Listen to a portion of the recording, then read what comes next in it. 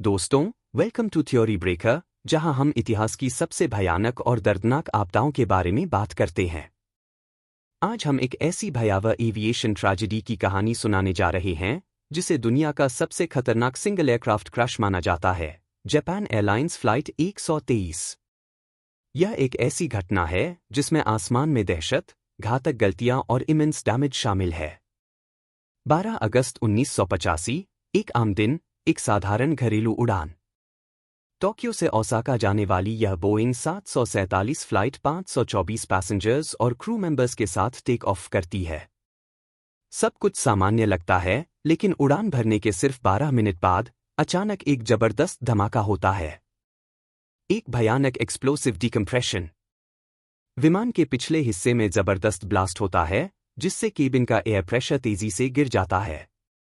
Oxygen masks गिरने लगते हैं, अलार्म्स बजने लगते हैं और यात्रियों में हड़कंप मच जाता है। विमान की वर्टिकल स्टेबलाइजर, यानी इसका पिछला हिस्सा, पूरी तरह से उखड़ जाता है।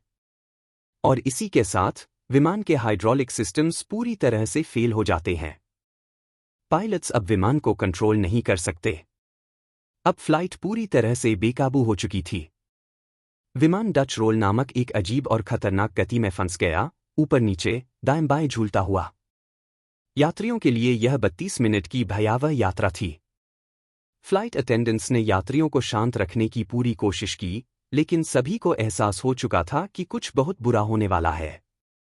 पायलट्स ने पूरी ताकत झोंक दी कि किसी तरह विमान को काबू में लाया जाए, लेकिन कोई फायदा नहीं हुआ।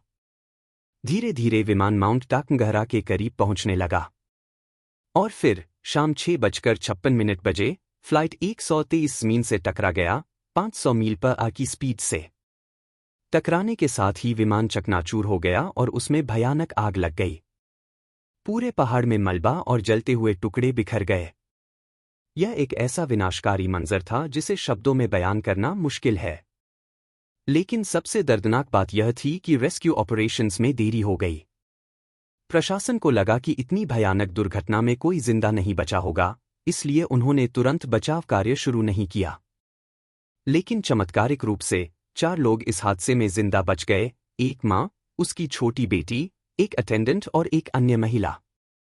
वे यात्रियों के शवों और मलबे के नीचे दबे हुए थे, जिससे उन्हें हल्की सुरक्षा मिल गई थी। लेकिन बाकी 520 लोगों की दर्दनाक मौत हो गई। जब इन्वेस्टिगेशन हुई, तो एक चौंकाने वाली सच्चाई सामने आई। यह हादसा किसी टेररिस्ट अटैक या सैबोटेज की वजह से नहीं हुआ था, यह एक इंसानी गलती का नतीजा था जो 7 साल पहले हुई थी। 1978 में इसी विमान की टेल स्ट्राइक हुई थी, जिससे इसका प्रेशर बल्कहेड डैमेज हो गया था। बोइंग की रिपेयरिंग टीम ने इसे गलत तरीके से रिपेयर किया था, जहां डबल रो रिवेट लगने चाहिए थे, वहां सिर्फ सिंगल रो रिवेट लगाए गए। धीरे धीरे मेटल फटीग के कारण यह कमजोर हो गया और 12 अगस्त 1985 को यह पूरी तरह से फट गया। एक रिपेयर मिस्टेक ने 520 जिंदगियों को खत्म कर दिया। आज भी जापान एयरलाइंस फ्लाइट 123 इतिहास की सबसे भयानक सिंगल एयरक्राफ्ट डिजास्टर के रूप में दर्ज है।